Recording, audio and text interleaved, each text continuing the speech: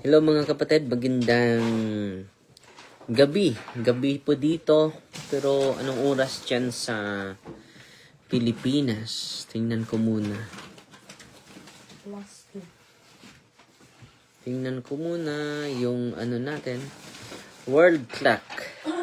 No? Alas 12:33 pala sa hapon. Pero sa Zurich, 5:30 ng umaga. Ngayon, nandito tayo sa Regina, Chile, 10:33. Regina pala. So, nandito tayo ngayon. Galing tayo kay Father Wilfred Kalinaw. Peace. No? So, yan po. At kailan tayo nakapag-live dahil marami tayong pinupuntahan. Doon din tayo sa Mislag family din, no? Mislang family and Rigonas family. Kaninang after sa mass po with Father Carlos Jimenez, bumibisita tayo sa pamilya ni Nanay Mislang. Isa sa mga nag-organize na makarating tayo dito sa pinaka-coldest area.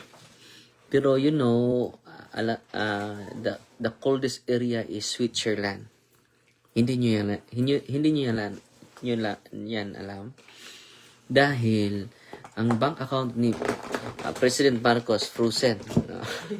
Na-frozen daw. So, bitaw joke na no.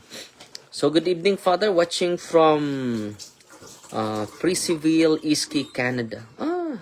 Asan mo ng Priceville, Iski, Canada? Watching from. So, kumusta po kayo, Pilipinas? At this coming March 31, ang natin, unang hearing natin sa boat vying. Yan po yung natin, panawagan. Lalo-lalo na sa Diocese of Tagbilaran. Yan po yung panawagan natin.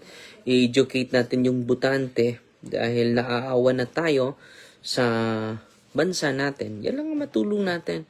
Tanggapin nyo yung pera at magsagawa tayo ng legal action para managot ang dapat managot, mga kapatid. We are doing it not out of revenge, but out of love. So, may 5 na po na bilanggo. May isusunod pa tayo ng 2. No? We are doing it not out of revenge, not out of hatred, but out of love for our country.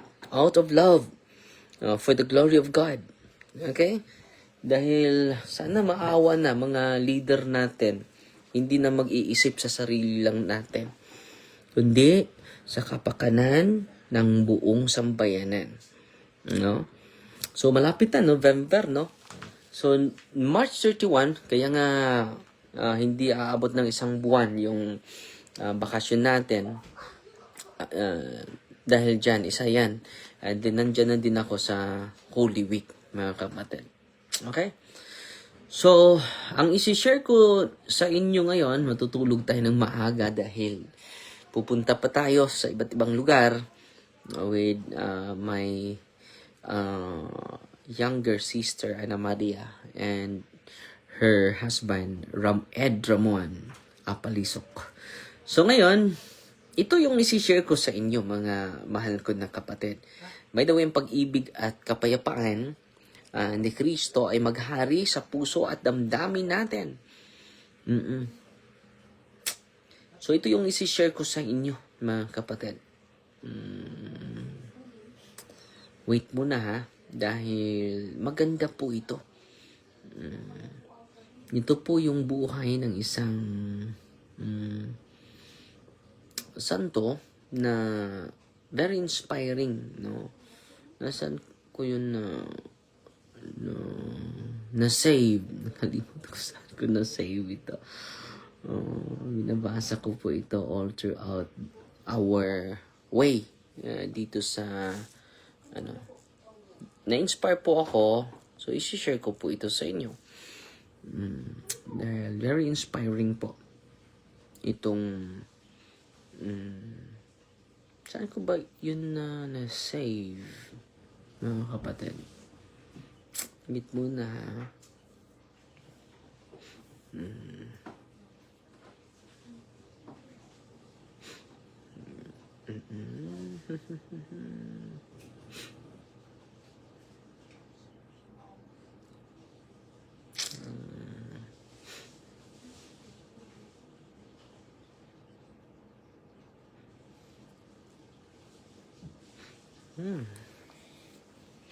Nawala.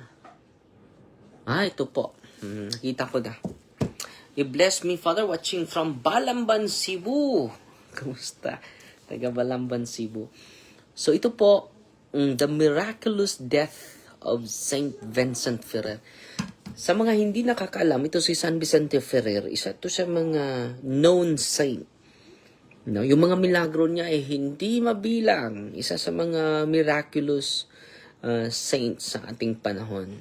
No, kung alam nyo, kung pagmumunihan natin yung buhay ng santong ito, ay ma-inspire tayo sa pagsunod sa ating Panginoon. A saint who was one of the greatest saints in the history. So, marami naman mga greatest saints. Siya po isa nito of the church. Yet, whose existence has been mostly forgotten. So, yan po ay nakalimutan na ng mga bagong henerasyon ngayon. More miracles in a single day than all of the miracles performed by other saints over their entire life. So, ito pong santong ito, hindi ito basta-basta. Marami pong mga mahiwagang nagaganap sa buhay niya because of the closeness and intimacy to our God, to the Father, to the Son, and to the Holy Spirit. The one of these days, ito po, simulan na natin. As his mother was speaking of this, she clearly heard her son say, "If you wish for rain, carry me in procession, and you shall be favorably heard." So, bata pa siya, no, sa panahong ito. Hearing these miraculous words, the mother rushed to the city magistrate, who immediately decree that the procession should take place. The baby Vincent was carried triumphantly. So, pinuntahan niya yung mayor magistrate sa lugar nila. Para iprosesyon ang bata na si San Vicente. Shortly after walang ulan sa panahon ito. Walang ulan. For how many months, no? Itong batang ito, sinabihan yung nanay, iprosesyon mo ako, and then your wish will be granted. Iba talaga itong consecrated person, no, to God. The baby Vincent was carried triumphantly shortly after the procession was completed. Ito po ay historical Hindi po ito legend or creation story of anyone, but it is factual. The sky suddenly became overcast and copious rain fell for several hours. No? Umuulan. Yan po ang unang milagro niya. Pangalawa, when Vincent was 6 years old, 6 years old na siya, he was taken to a child of the same age who had a dangerous pustule on the neck. I don't know how to pronounce this. Wait muna mga kapatid. May sakit. Parang paralyzed yung neck niya.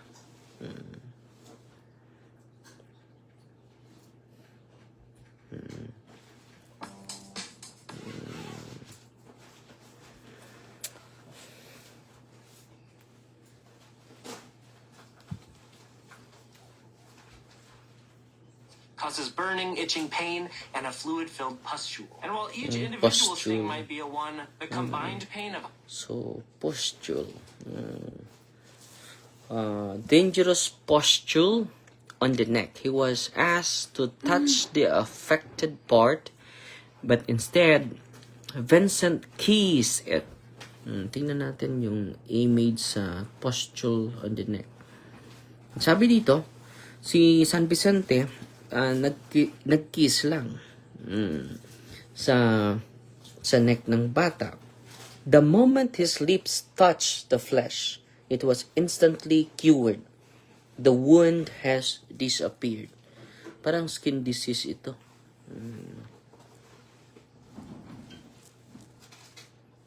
Tingnan natin, i-search natin yung image, mga kapatid. Ito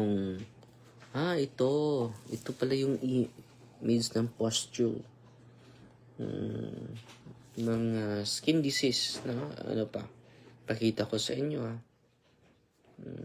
ito din, no? Yan. Yan yung 6 years old pa siya. At grabe, no? So yan po yung pustule skin disease, mga kapatid. Pinagaling, no, ni Saint Vincent Ferrer. 6 years old pa siya, ha? So may extraordinary na milagro po. So 9 years old, 6 years old siya. When Vincent was 9 years old, he went to the home of one of his classmates to fetch him for school. Hearing the mother weeping, he hastily ascended the stairs of the house and found the mother, who cried out, sobbing, "My son is dead."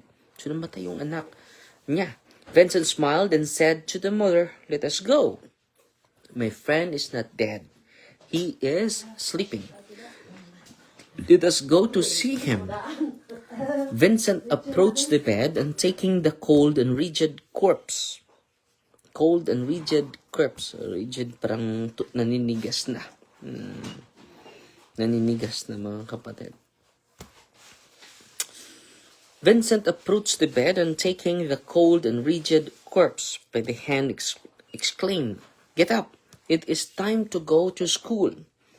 The 9-year-old boy opened his eyes as if he had been in a deep sleep. The boy dressed himself and they both headed off to school as if nothing had occurred. So binuhay niya yung patay, na ilang taon pa siya nito, 9 years old. Grabe ito si San Vicente Ferrer. So isi-share ko po sa inyo para ma-inspire kayo sa sa pagsunod sa ating Panginoong Hesus Kristo.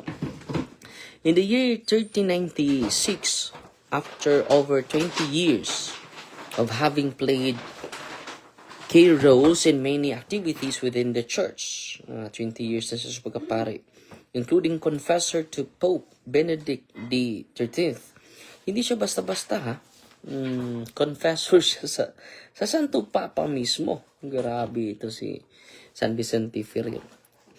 Father Vincent became grievously ill and for 12 days laid at death's door. So malapit siyang mamatay sa sakit. On October 3, 1396, in Avignon, on the eve of the feast of Saint Francis, the saint's room was flooded with celestial light. Our Lord, Saint Francis, and Saint Dominic all appeared to him. Jesus instructed him regarding his mission. So nagpakita niya si San Francisco, si San Dominic, mga best friend ni Mama Mary. And Jesus entrusted him regarding his mission, which was to go out to preach the gospel and repentance. That this would be a merciful occasion of repentance and conversion from God. Jesus touched Vincent on the face, which instantly cured him. The vision disappeared. So, ang Panginoong Hesukristo ang nagpagaling sa kanya, no? Sa taong 1396, October 3. Saint Vincent Ferrer commenced his new apostolate on November 25, 1398, at the age of 48. Pope Benedict XIII granted him legatus a latere Christi, the fullness powers to preach in any church His authority for such was second only to the Pope himself. So, pinayagan siya, no? Na-evangelize mo yung buong mundo. Siya lang, yun, no? So, very inspiring. So, naka-contribute dahil nag-evangelize tayo ngayon sa buong mundo. No? Sa pagbisita natin dito sa, sa China, na evangelize tayo this coming March 21. Kita-kita tayo, ha? Over the next 20 years, St. Vincent would travel through Italy, Germany, France, Spain, and England, preaching conversion, offering mass, hearing confessions, and working miracles to confirm his message. So, yung mga milagro niya to confirm the message that it is authentic and real. Na kapatid. He walked on foot everywhere, wore a rough hair shirt, fasted, disciplined himself. Every night, he slept on the hard ground and allowed himself only 5 hours of sleep. So, grabe yung sacrifice niya. Ginagawa niya ito para sa conversion sa bawat isa sa atin. So, bakit ba ginawa ito ng mga santo? Meron silang specific sacrifices. No, it is for the intention of saving souls. So, yan po yung paraan ng mga santo to convert a lot of people. We need to sacrifice. At yan po yung mga sakripisyo ni Saint Vincent Ferrer. And allowing himself, there were thousands of the faithful who traveled with him. From town to town, at times the number would swell to 10,000. Those followers, wala pang Facebook nito. Meron na siyang 10,000, meaning hindi na mabilang yung mga libo-libong mga sumusunod ni Saint Vincent Ferrer, no? Who had been public sinners, were required to perform the most rigorous public penances. The followers of Saint Vincent became examples of Christian piety, exhibiting perfect peace and charity. So, grabe yung mga na-converted sa buhay ni Saint Vincent Ferrer, mga kapatid. So, patuloy tayo. Ang ganda, ang dami niyang mga milagro, mga kapatid. Kung i-list mo yung mga miracles niya, ay kasunod siya kay Kristo, no? Sa mga maraming milagro. So, ito po. Ito yung mga milagro niya.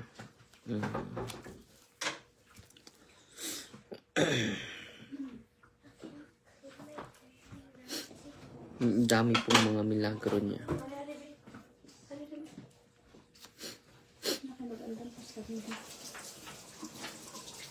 Rewrite real quick. Wait muna, mga kapatid.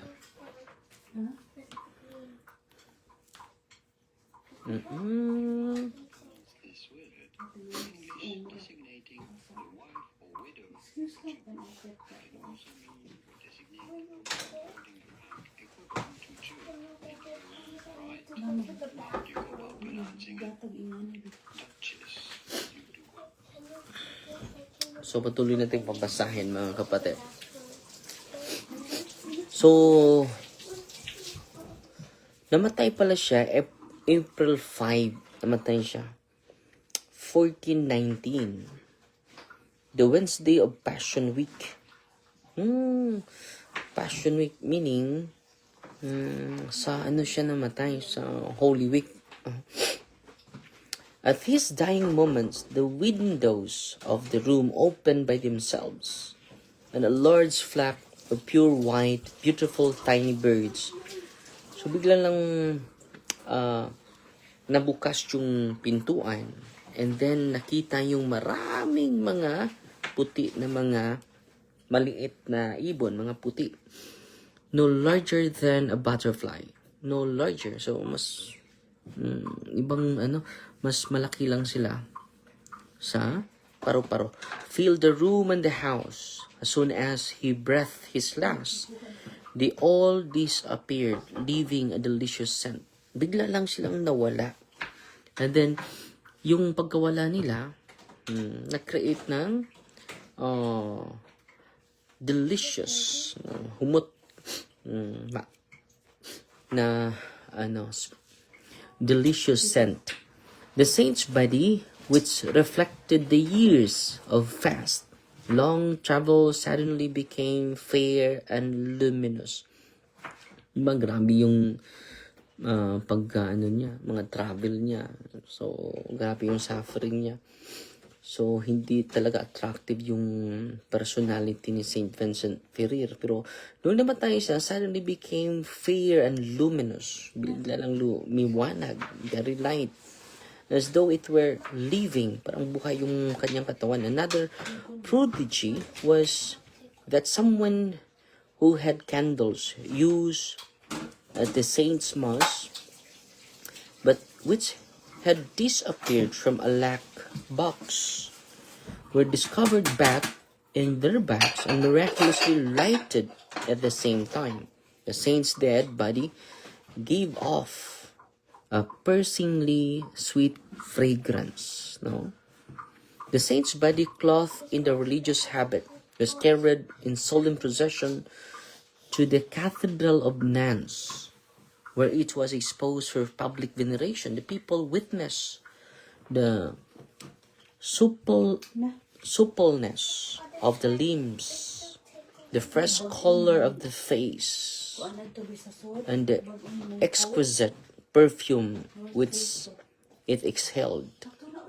Two dead persons, ito po ang milagro niya, no? Hindi to basta-basta, no?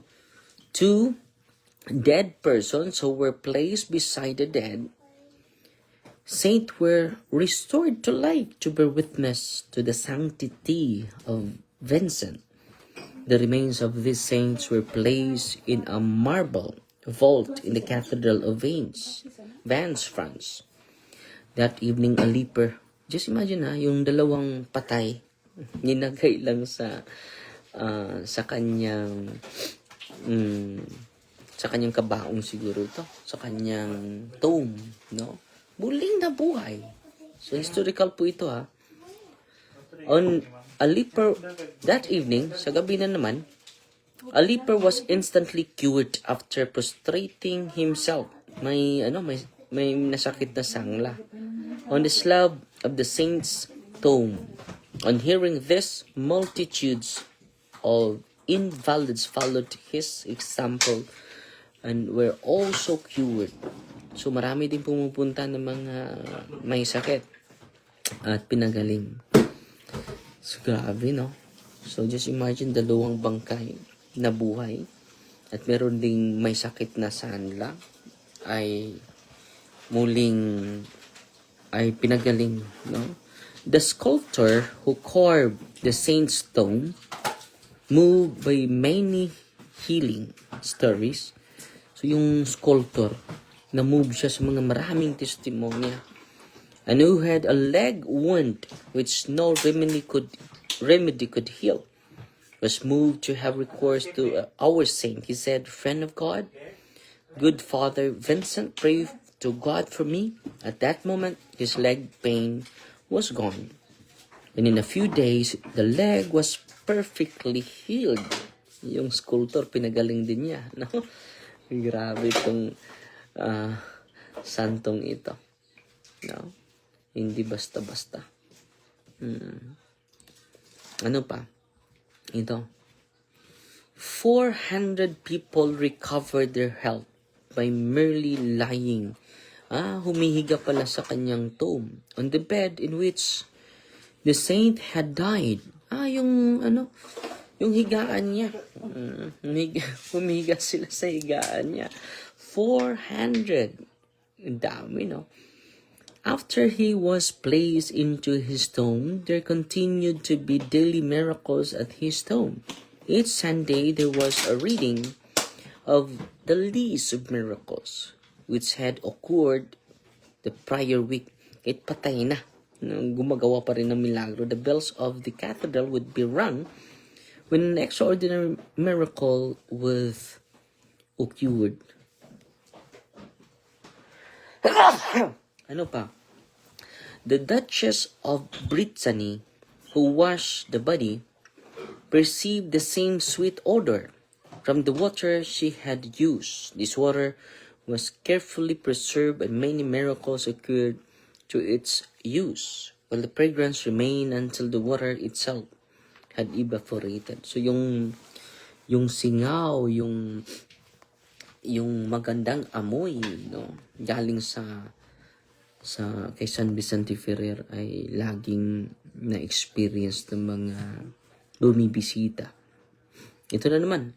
There was a 14-month-old. Ito. Hindi to basta-basta, mga kapatid.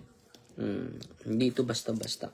There was a 14-month-old child named Vincent Pistoia who was killed by his mother dahil yung mother niya, just imagine 14th month, mga isang taon. 14th month, isang taon at 2 buwan. So, batang-bata po ito. Yung nanay niya ay may sakit sa utak. His body has been dismembered by the mother. China-chop-chop niya. The father, who had a great devotion to Saint Vincent, in his grief rushed to the tomb of Saint Vincent and poured his request in tears and prayers. Gudong nalaman ng tatay na chinap-chop ng kanyang asawa yung kanyang anak na 1-year-old and 2 months. So, grabe, patay na. Na-chop-chop na eh. So, dinala agad ito sa libingan ni Saint Vincent Ferrer. Ituloy yung nangyari, mga kapatid. Ito po, very touching po ito, very moving, na-struck po tayo. The father, who had a great devotion to Saint Vincent, in his grief rushed to the tomb of Saint Vincent and poured his request in tears and prayers. When the hour for closing the church came, the poor man was afraid to go home. But when he did, it was to find his child alive and well in his cradle. No, muling na buhay, mga kapatid. Just imagine, china-chop-chop na, binuhay pa sa pamagitan ng intercession ni Saint Vincent Ferrer. Si Saint Vincent Ferrer, wala pong kapangyarihan yun, pero his powerful intercession is real. Yet, with the marks of the knife plainly visible, marks which never efface, hindi na wala po, this child would grow up and join Dominican. On April 15, 1481, spread devotion of Saint Vincent to Sicily and live at the age of 105 years, a living testimony to the miracle. So, nakumbartid yung bata. Itong batang ito, naging pari din. No? So, isi-share natin sa sunod yung history ng batang ito na naging pari din. Okay? Hindi to basta-basta, mga kapatid.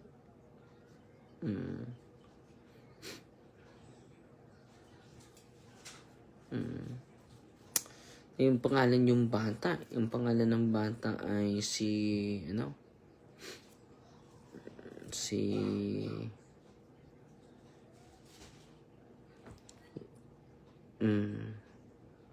Vincent din.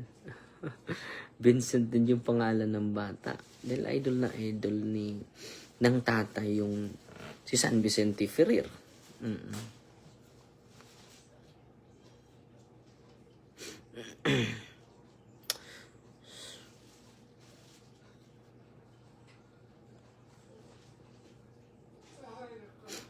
Hindi to basta-basta, mga kapatid.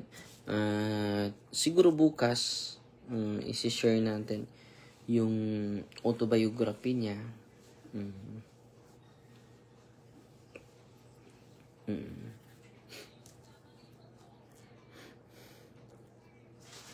So, yan po yung isi-share ko bukas. So, patuloy lang tayo, no? Hindi to basta-basta yung santong ito. So, while preaching at Salamanca to several thousands, Saint Vincent said, I am the angel announced by Saint John in the Apocalypse, the angel who shall preach to all peoples, to all nations, dahil ginagrant siya, di ba, na mag-preach sa iba't ibang nasyon, iba't ibang bansa. In every tongue, and say to them, fear the Lord and give him honor, because the hour of his judgment is come. This was the task given to him when Jesus, St. Francis, and St. Dominic appeared on October 3, 1396 in Avignon. The world had become so corrupted that St. Vincent Ferrer said, "No, I do not believe that there ever existed in the world so much pomp and vanity, so much impurity, as at the present day. To find the world's history and epoch so criminal, we must go back to the days of Noah, the universal flood.